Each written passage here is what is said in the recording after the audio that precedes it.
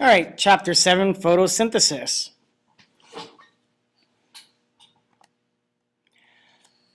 So photosynthesis, it is the process that feeds the biosphere. If it weren't for this process occurring, we wouldn't have that initial step of energy, the initial input of energy that all living things depend on, unless you're in the ocean deep. So it is the energy from the sun that living things on Earth get their energy from, with the exception of a few organisms here and there. And we know that organisms that make their own food are called autotrophs. In this process, we're going to look at a specific type of autotrophs called photoautotrophs. But we also know that in the ocean deep, where light cannot penetrate beyond 30 meters, we have chemoautotrophs, and those organisms depend on inorganic compounds such as hydrogen sulfide that come out of hydrothermal vents, such as those small purple sulfurous bacteria that will use that chemical energy and convert it into a usable food source that other organisms that live deep down in the ocean would depend on, such as tube worms and everything else. But we are not going to focus on that process. What we are going to focus on is photosynthesis. So we're looking at photoautotrophs, and we know that, like the color of these slides, photoautotrophs are green due to a specific pigment that they have.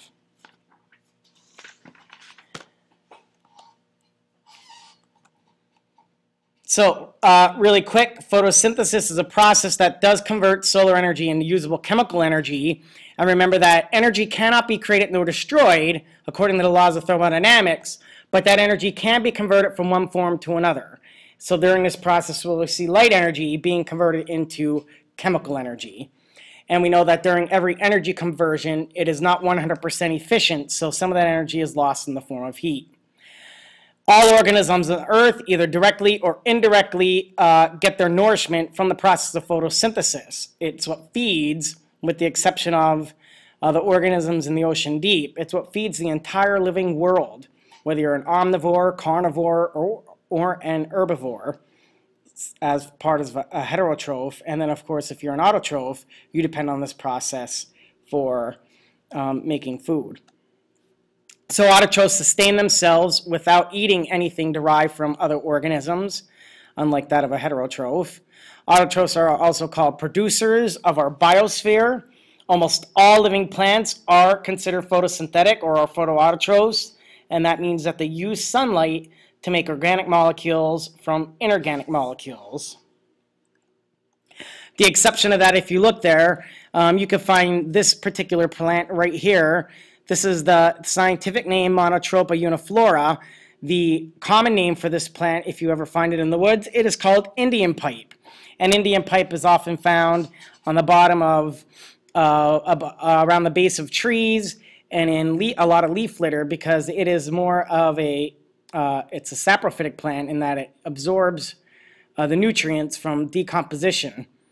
And it is not photosynthetic. And you could tell it's non-photosynthetic because it doesn't have that green coloration that other photoautotrophs would have due to chlorophyll. What drives the process of photosynthesis is light energy from the sun, and it's white light, that visible light energy. But we know that white light contains all the colors, and we do see this when you see the sunlight hitting water particles within the atmosphere, creating the spectrum, the visible light spectrum, as we see as a rainbow. And we'll study that a little bit more when we get to the electromagnetic spectrum. Photosynthesis occurs in plants, algae, and certain other protists, and some prokaryotes. These organisms not only feed on themselves, but also these organisms feed the entire living planet.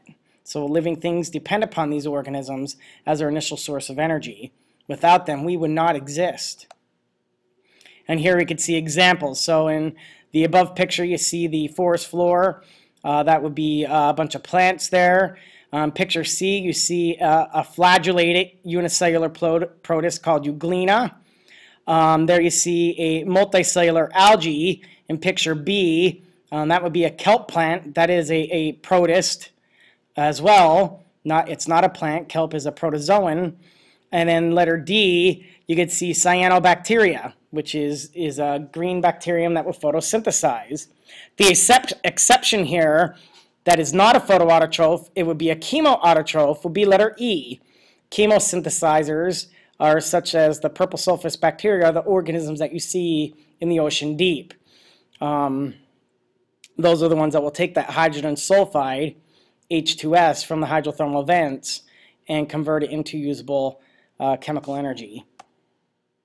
So heterotrophs obtain their organic matter from other organisms. Heterotrophs are also called consumers of the biosphere.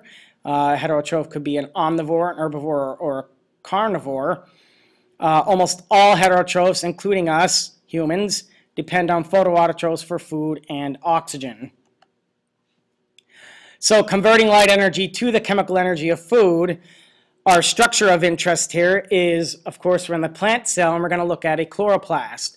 A chloroplast are the organelles that are responsible for feeding the vast majority of organisms. These little compartments within the plant cell is where photosynthesis occurs, and chloroplasts are present in a variety of photosynthesizing organisms. Photosynthesis occurs there because that is where the pigments are stored, and we'll break down the structure of a chloroplast and the particular metabolic pathways that occur in each of those compartments of the chloroplast we will study. So first, let's look at a cross-section of a typical leaf. We know that leaves are the organs of plants. If we look at the structural component of things, leaves are the organs of plants that play a role in photosynthesis. So if we look at the typical leaf structure, and we'll do a worksheet on this in class, the very uppermost layer is called the cuticle. The next layer below that is the upper epidermis. Then we have the palisade mesophyll, and then you have the bundle sheath that surrounds. So the bundle sheath makes up the vein of the plant, and in there you have two important conducting tissues. In college, I took a course called Taxonomy of Vascular Plants. So if you're a vascular plant, just like your cardiovascular system, you have veins and arteries. Well, a vascular plant has veins, and in those veins you have two conducting tissues called the xylem and the phloem. And then below that you have the spongy mesophyll, and then you have the lower epidermis, and then in the lower epidermis you have specialized cells called guard cells, and guard cells control the opening and closing of a pore found in the lower epidermis called the stoma. And it's the stoma that will allow for gas exchange. Think about it, what two gases, actually three if you want to consider water vapor, but what two important gases are exchanged between the leaf of a plant and the atmosphere throughout the process of photosynthesis. We'll talk about that in class. The cuticle of a plant is a waxy or fatty layer, so automatically you should know because it's a waxy or fatty layer, it is plays a role in repelling water. Now in this sense, the cuticle found on the upper surface of the leaf, it helps prevent water loss, because remember that plants with their leaves out, and they are the organs of the plant that carry out photosynthesis, solar energy is beating down on them. So this cuticle, this waxy or fatty layer, helps prevent water loss. It is a varying thickness on the outer walls of the epidermis. We know that like your epidermis is your skin, your epidermal layer or your exterior tissue, that's what epidermis is, usually one cell layer thick on leaf stems and roots is a protective barrier of cells. Next we have the palisade mesophyll. In general, meso means in between, so mesophyll tissue is tissue that is found in between the upper and lower epidermis. There are two types of mesophyll. There is the palisade mesophyll and there is spongy mesophyll. So the palisade mesophyll is mesophyll having one or more relatively uniform rows of tightly packed walled cells. And we'll talk about why they are tightly packed. The palisade mesophyll they're also called parenchyma cells because they are cells that are perpendicular at right angles to the upper epidermis. So mesophyll tissue in general is the tissue between the upper and lower epidermis, and our first is the palisade mesophyll. The second is the spongy mesophyll. The spongy mesophyll tissue is mesophyll having loosely arranged cells due to numerous air spaces that are found near the lower epidermis, and that has a significant role in its structure, and we'll talk about that in class. Then you have, of course, the vascular bundle, which is a layer of tissues that surround the vein of the leaf. So we're looking at the vein here of a plant. And when we did the leaf collection, you might have come across certain venation patterns, that would be vein patterns seen in leaves. So the vascular bundle is a strand of tissue composed mostly of the xylem and the phloem tissue, and it is contained in a bundle sheath. Now, these two types of conducting tissue, the phloem tissue is the tissue that transports food, and in this case we're looking at sugar in plants. We're not talking about a turkey dinner or a ham dinner. We talk about plants photosynthesizing, making that sugar molecule. That is their food. And that, of course, will be transported via the phloem. To think of that, you can think phloem, food. The next tissue is the xylem tissue. And the xylem tissue, remember in biology, that X gives a little bit of a Z sound. So xylem tissue is the tissue that supports and helps transport water and dissolved minerals in plants. And we'll talk about minerals that are needed in plants in order for them to function.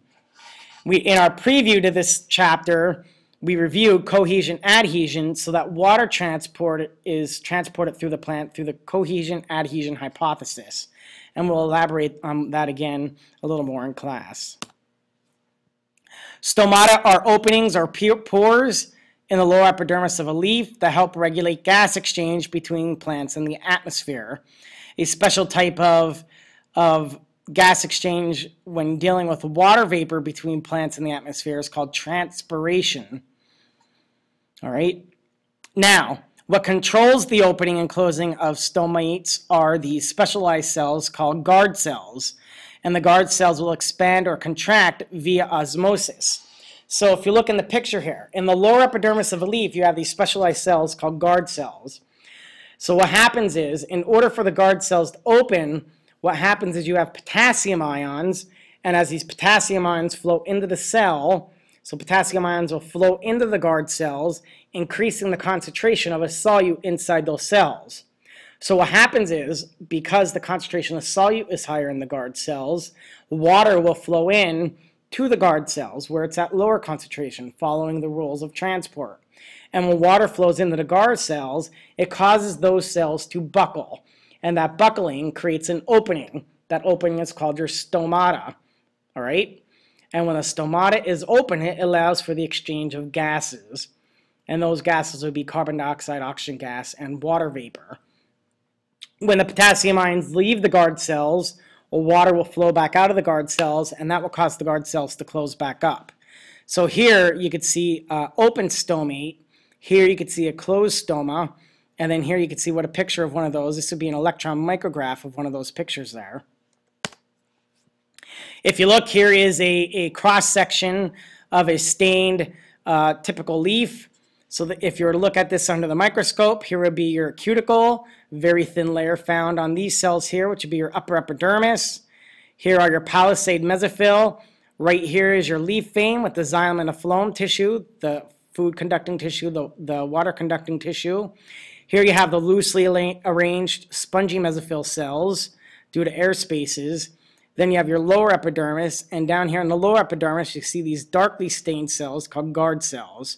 And that open space there would be a stoma. Now, in the mesophyll tissue and in the guard cells, you do have chloroplast. And the chloroplast is the site of photosynthesis. So chloroplasts are mainly found in the mesophyll cells. A typical mesophyll cell has about 30 to 40 chloroplast. If you look at the structure of a chloroplast, it is a membrane-bound organelle. So therefore, it is typical of that of eukaryotic cells because it has a membrane. It was once thought to be a free-living cell. It has an outer membrane. It has an inner membrane. You also have these little stacks. I like to think of stacks of pancakes. These stacks of pancakes, when you look at them, when you talk about a stack of them, you're referring to granum. So right here you can see that word. Granum is a stack of thylakoids. When you talk about each individual pancake within that stack, that would be a thylakoid. So each little individual one there would be called a thylakoid, and a stack of them will be grana. Outside there, you have a lot of space. That space, the bulk volume of a chloroplast, is the stroma. Do not confuse stroma with stoma. Stoma are the openings in the lower epidermis of a leaf. The stroma is the bulk volume, the inner space of a chloroplast. One type of reaction will occur at the thylakoid